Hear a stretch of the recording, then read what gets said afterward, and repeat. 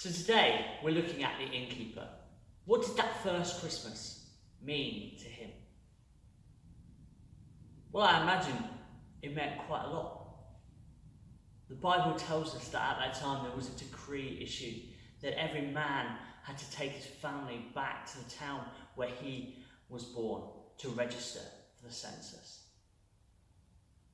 And so there would literally have been hundreds of people moving around, moving back to the towns where they were born and needing somewhere to stay. And that innkeeper would have been rubbing his hands going, yes, a chance to fill up every single room I have in my house.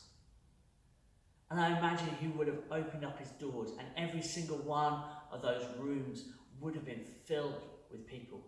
And the innkeeper was probably there counting his money, rubbing his hands, thinking, yes, this is it. This is going to make my year. This year, my family and I can live really well. You know, so when a man turns up at the door with his pregnant wife, I'm needing somewhere to stay, he probably thought, where can I put them? Where can I put them? And he looked in the inn and there was no space. And he thought, I had the place round the back, where the animals live.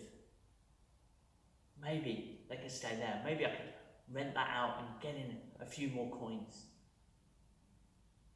And so he did. He rented it out.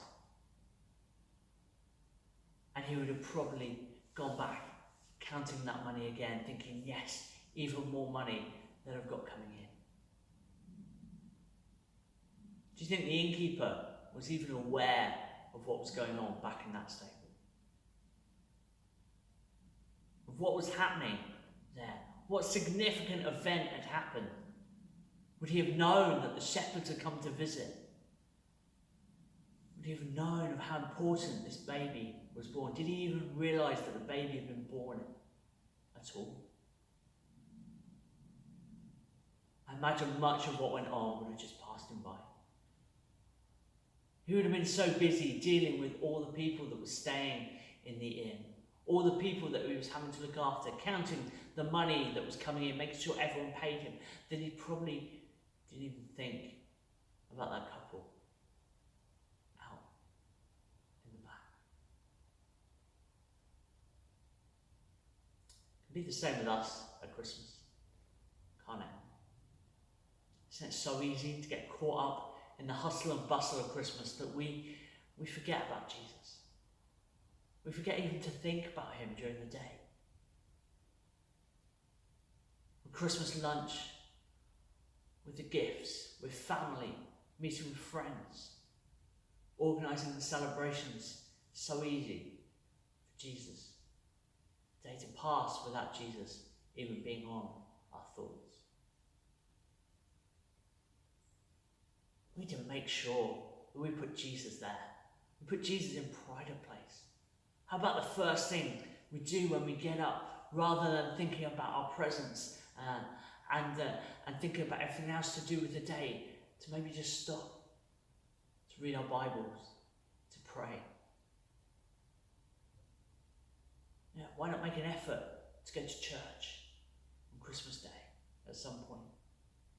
Make an effort to read our Bible, to pray. Make an effort to make sure that we acknowledge Jesus and we thank him for who he is and what he has done on that first Christmas. You know, there are many people around who for Jesus doesn't even cross their thoughts, doesn't even cross their radar, even though he is the reason for the season. Maybe we could just put something out on social media about Jesus. Maybe we could slip him into the conversation over lunch or when we're meeting up with our friends or family. Maybe we could do something just that makes people think for a moment about Jesus at Christmas. Who knows, that might just spark something that might make them look more as to the reason why Jesus and Christmas are around. But let's make sure that we make him known. Let's make sure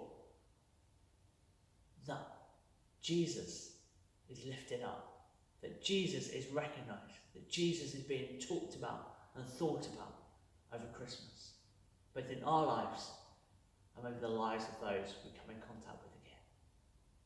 Let's not be like the innkeeper, be caught up in the hustle and bustle of life at Christmas. Let's make sure we put Jesus first.